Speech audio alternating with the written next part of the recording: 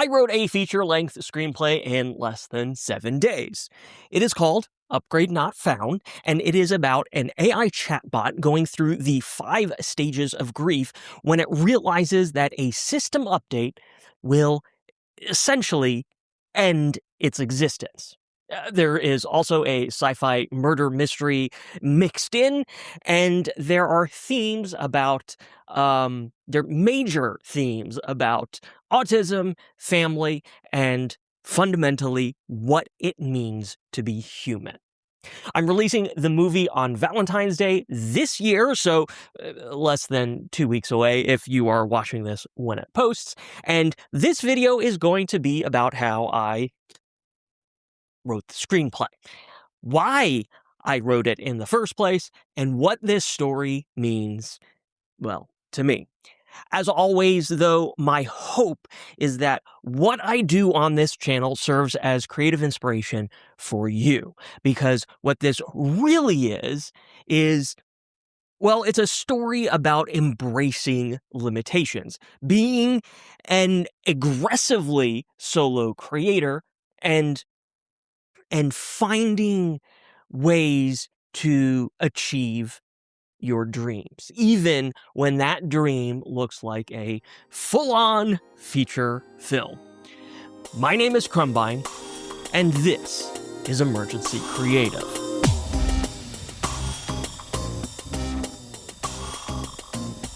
First and foremost is the how. This part is for my fellow writing nerds and screenplay enthusiasts. If you're more interested in the story structure and personal meaning of this movie, of this screenplay, feel free to skip ahead. Despite formatting the script in Final Draft, specifically because I genuinely love printing out my work and holding it in my hand, on the whole, Final Draft is genuinely good to write in, but the truth of the matter is I didn't write in it. Like everything else I write, I start with a simple plain text file. This script was written in an application called IA Writer across my iPad, phone, and laptop. This particular script is basically a 90-minute monologue, but the key takeaway here is that you do not need any special software to write your screenplay, especially if your goal is to shoot it yourself. If, on the other hand, you're writing for someone else, or if you want to enter a contest or plan to try and sell your script, then yes, you will need something more robust to format your screenplay. But this is called Emergency Creative, and I am focused on self-production, so use whatever the hell is at your fingertips. Seriously, I have written so much just in a basic notes app on my phone, sitting on my back porch with my dog. It is not the technology or the software holding you back. It is what you do with it. And that is the first major why behind this whole project. Understanding your limitations and learning how to embrace them. So, what do my own limitations have to do with writing a screenplay? Well, I wanted to self-produce a feature film, which limited me to whatever I had at my own fingertips, and the story and the subsequent screenplay would need to exist within those limitations. Because when you write something beyond said limitations, what you're basically doing is just building in excuses for why you can't actually shoot your film. It's great. Don't get me wrong. That's great for procrastinators, but it's kind of shit for creatives who live for being creative. So, what would be the easiest thing for me to write and shoot?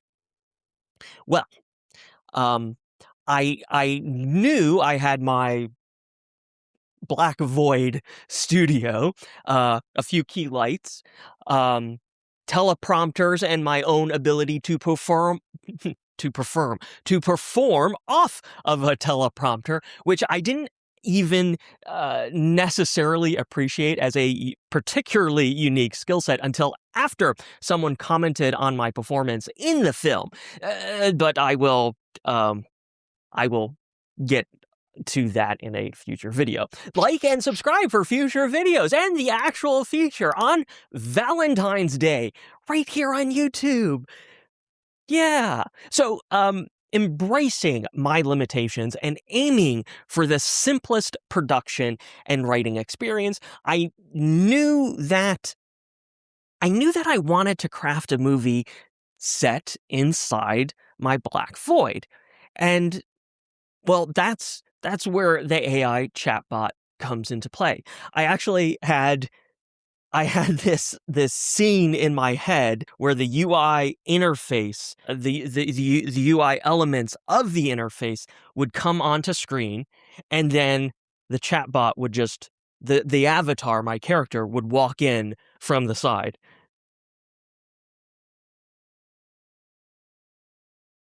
Hey Sam, what would you like to work on today? Boom, and that would be the beginning of the story, like literally walking in the interface, my character just walk.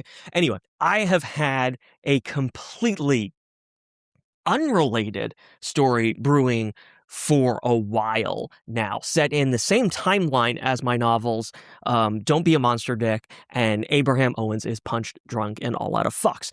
Links to those books are in the description. These books heavily inform Upgrade Not Found, but aren't necessary to actually enjoy the movie. But you will enjoy the movie even more if you read or listen to those books first, especially Monster Deck. The events of Upgrade Not Found take place after the events in Don't Be a Monster Deck, specifically how vector defense assets are sold off and become Argo Navis, the first AI company with low Earth orbit data center satellites.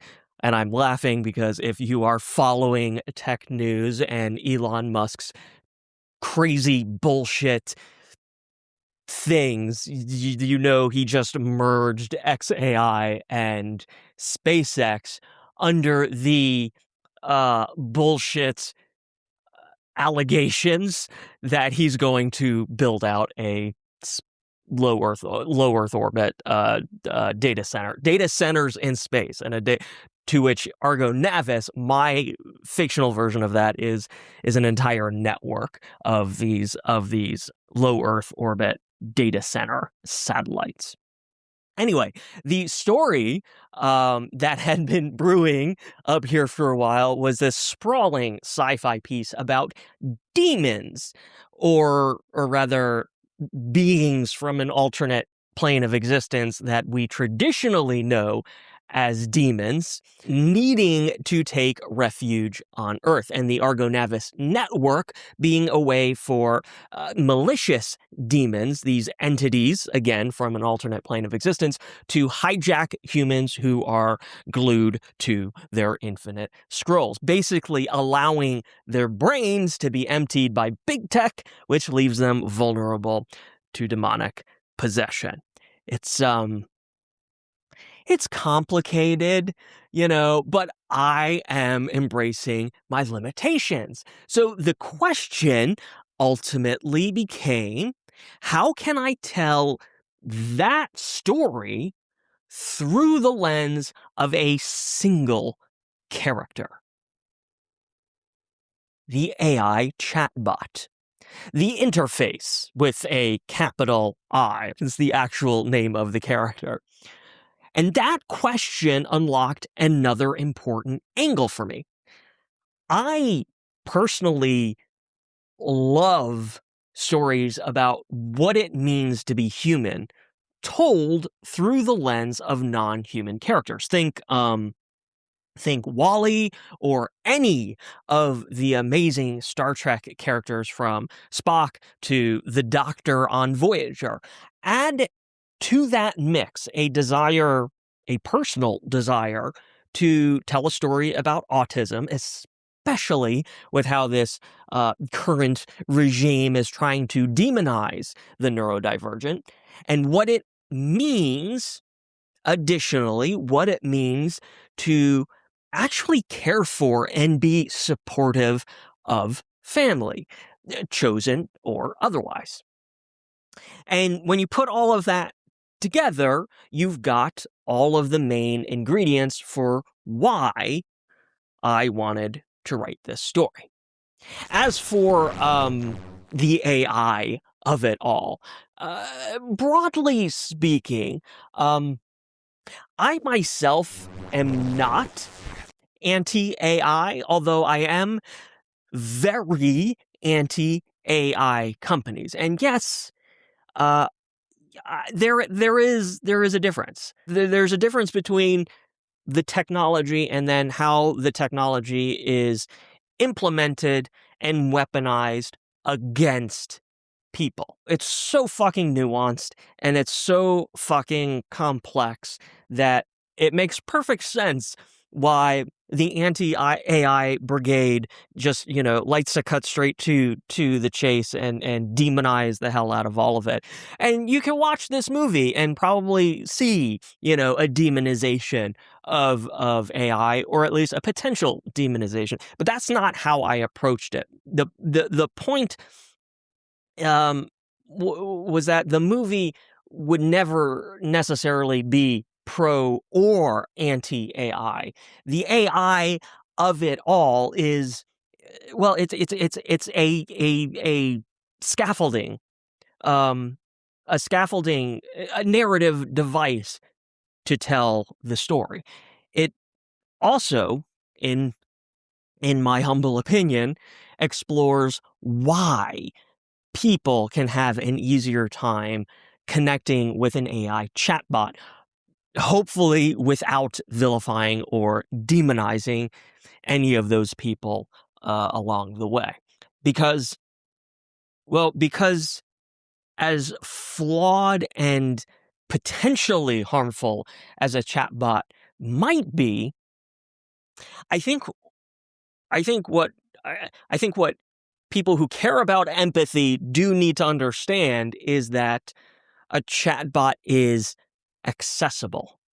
And when we are starved for connection from friends, from family, from parents who think unconditional love is a cheap plastic trinket at the bottom of a cereal box, sometimes it just it just makes sense to talk to a chatbot when there are no other options. So, story-wise, thank you for bearing with me on that tangent. Story-wise, like I said, there is a whole sci-fi murder mystery wrapped up in the script, but the real heart of the story lies in its structure. 5 acts, each representing one of the 5 stages of grief.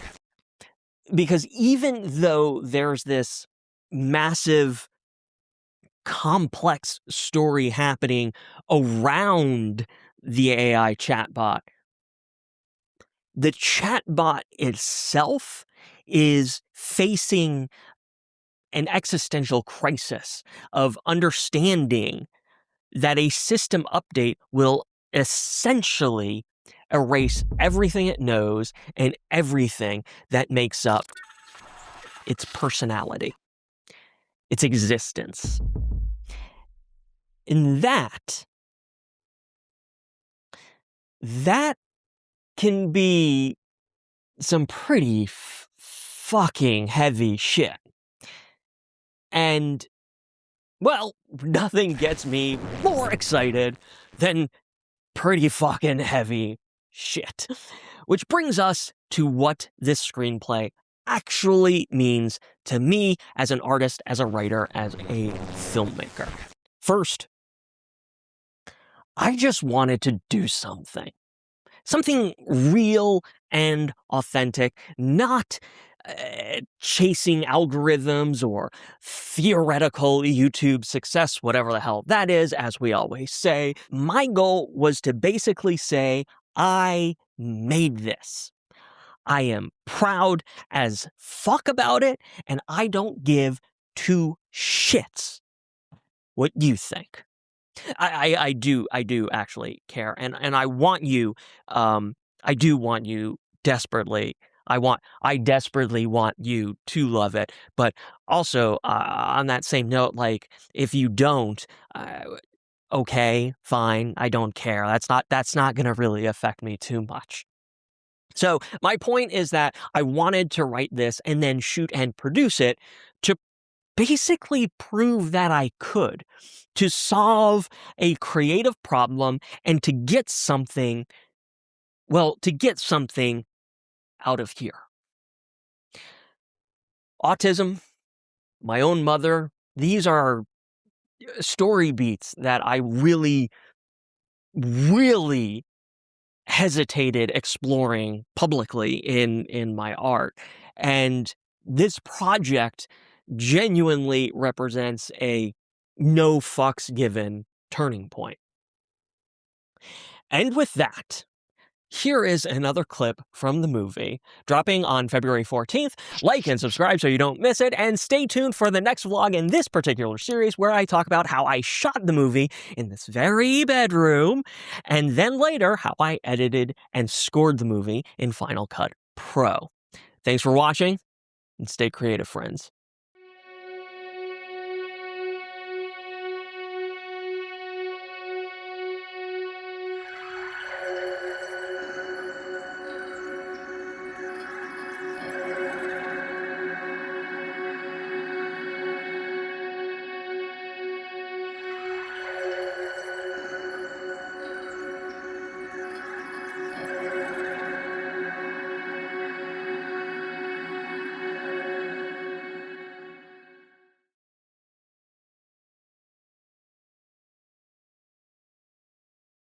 Hey, Sam, what would you like to work on today? We can continue developing the Vector Riots screenplay, review the timeline of Elizabeth's car crash for your call with Detective Brewer, roleplay a rehearsal for the call with the detective, or hey, we can just catch up. Maybe there's some social cues you need to unpack, or a new memory of your mother gaslighting you about your autism diagnosis. Whatever you need, I'm here for you, Sam. Okay, well, you know what, Sam, are you sure you want to install this update? It is recommended for all users and contains a series of critical bug fixes that not only accelerate the speed to our industry-leading 99.7% accuracy, but it also helps improve the quality of our interactions. If that sounds good to you, you can go ahead and tap Install, and I'll get things started.